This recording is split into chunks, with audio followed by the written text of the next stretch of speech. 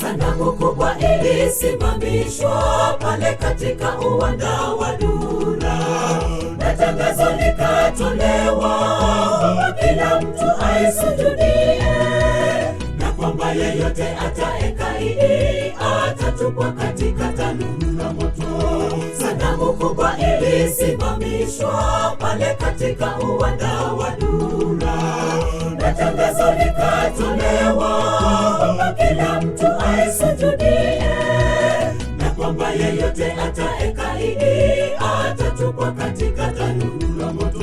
Imani ya viwango leo yahitajika, imani thabiti kama ya vijana watatu. Walisema hata Mungu wao asipowaokoa hawataiabudu sanamu, na ndipo wakatupwa wote kwenye tanuru. Ghadhabu yake mfalme, malaika wa Bwana akashuka motoni akawaokoa. Imani ya viwango leo yahitajika, imani thabiti kama ya vijana watatu. Walisema hata Mungu wao asipowaokoa hawataiabudu sanamu, na ndipo wakatupwa wote kwenye tanuru. Ghadhabu yake mfalme, malaika wa Bwana akashuka motoni akawaokoa.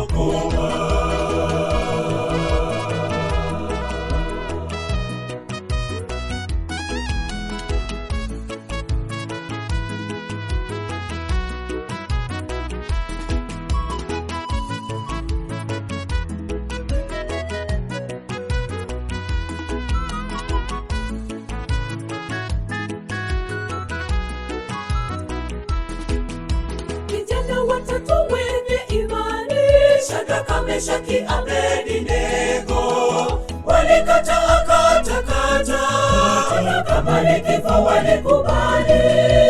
Kamwe hawataweza kusujudia sanamu iliyowekwa na mfalme.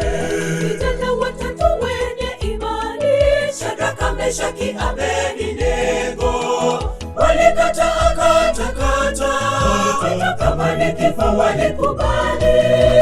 Kamwe hawataweza kusujudia sanamu iliyowekwa na mfalme. Imani ya viwango leo yahitajika, imani thabiti kama ya vijana watatu. Walisema hata Mungu wao asipowaokoa hawataiabudu sanamu, na ndipo wakatupwa wote kwenye tanuru. Ghadhabu yake mfalme, malaika wa Bwana akashuka motoni akawaokoa. Imani ya viwango leo yahitajika, imani thabiti kama ya vijana watatu. Walisema hata Mungu wao asipowaokoa hawataiabudu sanamu, na ndipo wakatupwa wote kwenye tanuru. Ghadhabu yake mfalme, malaika wa Bwana akashuka motoni akawaokoa. Imani ya viwango leo yahitajika, imani thabiti kama ya vijana watatu. Walisema hata Mungu wao asipowaokoa hawataiabudu sanamu, na ndipo wakatupwa wote kwenye tanuru. Ghadhabu yake mfalme, malaika wa Bwana akashuka motoni akawaokoa. Imani ya viwango leo yahitajika, imani thabiti kama ya vijana watatu. Walisema hata Mungu wao asipowaokoa hawataiabudu sanamu, na ndipo wakatupwa wote kwenye tanuru.